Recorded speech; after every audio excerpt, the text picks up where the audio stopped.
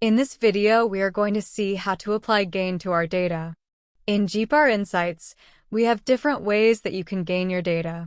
Go to the Process tab in the right panel and under Processing, click on the plus symbol. Here you will see two options of gain. The first is the auto gain and the second one is the TGC gain. The auto gain calculates an automatic gain curve to amplify our data. From here, you can select how to calculate this gain curve and click on the Apply button. To visualize the gain data, click on the Auto Gain filter from the list at the bottom of a B-scan. Now our GPR responses are much more visible.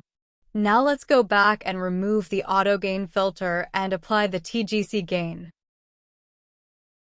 The TGC gain is a combination of a linear gain and a time gain compensation.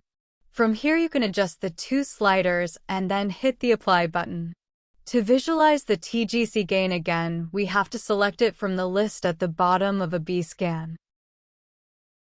These two gains are applied as filters and are saved in the data. However, in GPR Insights, we also have the live gain, which basically is a TGC gain, which when applied is not saved to the data, but is used only for visualization purposes.